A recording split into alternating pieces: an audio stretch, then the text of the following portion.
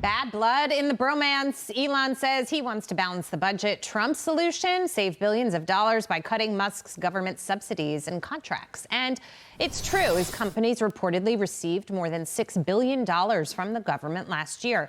This all causing Tesla to lose $150 billion in market cap in one day, but is now recovering on reports that the tech billionaire is open for a phone call to reconcile. President Trump, though, telling our own Bret Baier moments ago that he's not interested in taking calls from Elon Musk or talking with the billionaire, and he's, quote, totally lost it. James, you're one of the architects of the Doge movement. I want to get your take on what happened yesterday and how this all plays out. To me, it's a distraction from what the country needs to focus on right now, which is the big, beautiful bill, the economy, and getting that growth machine moving. But your thoughts? That's exactly right. And the thing here is that we can have policy disagreements about the big, beautiful bill, but we should never resort to baseless personal attacks. The Democrats did that against President Trump for 4 years. I'm disappointed that Elon is now doing that against the president. There doesn't need to be a phone call. There needs to be an unequivocal, clear apology to the president and his family for Elon's baseless attacks yesterday. The truth of the matter is, there is no spending increase in the big, beautiful bill. There is no pork. There's a $70 billion investment in border security. Mind you, you know this, Taylor, $150 billion is the annual cost of illegal migration that taxpayers pay every single year. So think of fortifying the border, hiring more ICE and CBP agents, more detention facilities. We save money by investing this money. And let's not forget the $1.4 trillion of savings over 10 years that comes from reforming Medicaid and SNAP. The truth is that if you are an able-bodied, working-age man or woman, and you're not working 80 hours a month, what on earth are you doing getting free health care from the taxpayers? And so I just don't see, and I haven't seen a specific substantive reason why Elon is against this. There's something deeper going on here, but personal attacks are never okay. It's okay to debate, but keep it focused on the substance of the argument. It got pretty heated in the afternoon, and yesterday, Dagan, as it sort of got going on our show, you called this out, the whole situation, and you said they are breaking up on national television. Where does it go from here? It looks like Musk is open to talking, and Trump is saying, no thanks. He's not interested in talking to Elon Musk, according to Bret Baier's conversation with the president. He's not worried about threats of a third party. Yeah. Can you? Yeah. Since when did a third party? Right. We've tried that before. It's a long shot. 2 words, Ross Perot. Trump points to favorable polls, his strong support among Capitol Hill Republicans. He and that's it. President Trump has a country to run, and Elon Musk has businesses to run. And as someone said to me, it's manifest that Elon Musk doesn't care that Tesla suffers, and he's not willing to give up the CEO job. But as Charlie Gasparino was talking about on X last night, it's the fiduciary duty of the board to do what is in the best interest of the shareholders of a publicly traded company. And what has transpired, not just in the last day, but in the last several days, it raises a lot of questions about Elon Musk's temperament and his ability to manage a public company. And he talked about... If it's private, have at it. Yeah. And in that vein, Taylor, he also talked about stepping away from some of his space projects or dialing them back. It seems like it was in response to being angry at the president. It seemed a lot of it very childish. He's since then walked that back. Yeah, I think I was comforted. I'll take the optimistic view. I think Bill Ackman, the big hedge fund manager, said we're stronger together than we are apart. And I think Elon said, like, you're right. And someone said, cool it down. Don't decommission Space Dragon. And he was like, okay, we won't for now. So hopefully there is some. Let's all take the weekend, decompress, and maybe hopefully things get better on Monday. Because I do agree, for the sake of the party, the left is having a field day. It would be better for us to just get along than to not. This whole concept, though, that Elon Musk is the only person or the first, save, right? But the first person or the only person talking about the runaway spending and the debt, right, and how dangerous the interest on our national debt is. When he did the interview, and when he was talking about, oh, we spend more on interest than we do on defense. Yeah, even I have been saying that for how long? We spend more on interest than we do on Medicare. People understand. People at home understand how dangerous that is. And there are people in Washington, in the House and the Senate, who are trying to fight that. Mm-hmm. Chip Roy as one example. And the bill cuts spending by more than $1.5 trillion, full stop. And it prevents a giant tax increase on the American people, full stop. That's all it does. That's all it does, and it's all it's meant to be. And it's called budget appropriations.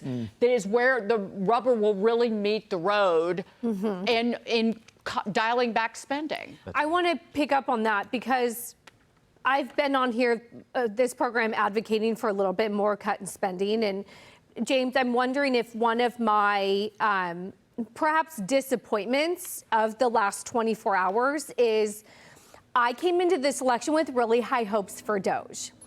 Dagan, I 1,000% agree with you. People in Washington are doing their best. Mike Johnson sounded so practical this morning. I heard him talking and he said, this bill was the best I could do with the House. I have hundreds of districts. I have red districts in massive blue states. I'm trying to do my best, and I hear that. And so I think I was really excited for the effort of Doge. This was the first time in my lifetime, and I have a dad who's 75 who was saying, I've crippled you and your children with debt.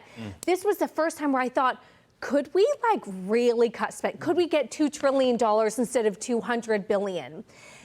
I'm a little disappointed that the swamp, the Titanic of Washington, D.C., feels like in the last 4 months, we tried and it's kind of failed, some of that Doge experiment. What is the optimism for someone like me who had so many high hopes for Doge and Elon Musk, who feels like Washington isn't working, even though, yes, I know that they are trying? I share your disappointment. There's two ways out of this debt crisis. There is cut, but that's limited to the spending that's there. But there's also open up the right tail of the economy, make America rich again. And that goes to Dagan's point about tax cuts. There are 7 million working age men in America who are not working. So Jackie, when you come out and say no tax on tips, no tax on overtime, what you do is you raise the real wages, the take-home pay of millions of folks who are saying, under the Biden economy, I didn't want to work because I didn't want to be taxed to death. And so that's actually how you grow our way out of the situation. You don't get rich by bringing down your spending to zero. You get rich by doing that in combination with bringing more folks into the economy, increasing job growth, increasing tax receipts. It has to be a comprehensive approach between spending cuts and also reviving the economy and bringing workers back to the table. And they talk about, the Democrats say that it's all about tax cuts for the rich. It's tax cuts for small businesses. It's tax cuts for the working class person who then is going to go reinvest that back into our economy. But while we have you here, I just want to ask you, you have ties to the administration, you've got ties to Elon Musk. Are you talking to them? When was the last time you've talked to them? What can you tell us? What I can tell you is I have a lot of respect for Elon. He is better off now taking a step back, apologizing to the president, and reinventing the future with Tesla and SpaceX. We are strong supporters of Azori, strong investors in what he's doing with Tesla. There's an exciting future there. I think the country owes him gratitude. But we elected President Trump. Nearly 80 million Americans from all walks of life. President Trump won the electoral vote, the popular vote, all 7 swing states. We're behind him 100%, and he's the key to this economic golden age. And you were behind the dividend check. Yeah. Is that something that Americans will see? I actually still believe that's going to be the case. Congressman Carlos Jimenez from South Florida, the former mayor of Miami-Dade County, is going to be taking the lead on that, introducing that bill into the House here soon. The truth is that Doge has saved $180 billion. Yes, Taylor, less than that $2 trillion. I wish it could have been higher. That's not even 2 months of interest on the national debt. You got to be out of your mind if you're sending money to people when you got to focus on, it's a drop in the bucket. It's insane. It's just not that much money in the grand scheme of things, given how deep in debt we are, and that you're going to send it out in the form of checks to people. Yeah, I hear that, Dagan, and I guess my only thing is when we think about government spending, the federal budget, 70% of the federal budget is financed by tax receipts. When we all chip in at the end of the year and send our money to D.C., we were lied to. That money was supposed to go to vets and to healthcare and infrastructure. Meanwhile, it went to Sesame Street in Iraq and a transgender opera in Colombia. By the way, my mom's Colombian. I heard that transgender opera was highly overrated. It wasn't even good. So to think that we were sending money down there and overseas, I think Americans deserve some of their money back. I share your concerns, Dagan, but I think they're getting it back. They're getting additional tax cuts in the House bill. No tax on tips, no tax on overtime. There's an additional tax break for seniors on Social Security. There is the Trump check for children. And on that note, I just want to, because I'll name some names. Here are the Republican senators who want to restore some of the green energy tax credits. Capito, John Curtis from Utah, Hoeven, Jerry Moran, Kansas, Murkowski, Alaska, and especially Tom Tillis down in North Carolina. And opposes Medicaid changes. They want more spending, not what was reduced over in the House. Capito, West Virginia, Collins, Maine, Josh Hawley needs to change parties, Missouri, Jim Justice in West Virginia, and Lisa Murkowski. They didn't even change the formula used to calculate how much the federal government hands out, $9 for every $1 spent by the states for the Obama Medicaid expansion. They didn't even touch that. And even trying to make able-bodied adults work, that's too much for you? And you're crying, oh, it's going to hurt nursing homes. No, it's not. You're voting for this, and you're going to like it, and you're going to eat it for breakfast, lunch, and dinner, Hawley. Some of your favorites were in there. I do like breakfast, lunch, and dinner, if that's what you meant No. by that. Oh, you meant some of those senators. Yes. You know, my only attempt in all of this is to try to read what happens to the president's agenda as a result of this feud. Yeah. My sense is his agenda is going to keep moving forward. Oh, 100%. Yep. Actually, I think the bill's going to pass. I think it'll even be a little bit better maybe than the House bill, but I think it's going to get done. This was the wrong fight to pick. And I think the president's agenda comes out on top. And really, it's not about who comes out on top. It's whether good things for Americans come out on top. That's right. I do think they will. And I would guess there are a lot of people who are glad that Musk is gone. Very glad. Again, they're not mad that there might be a imprint on his backside from the door smacking him on the way out. I think there will be people who are happy about it. Were you surprised by how this all played out between the two of them? No, I think for the past month, the president has been rightly disappointed by the expectations that Elon set with the president, with the entire country about what was going to happen.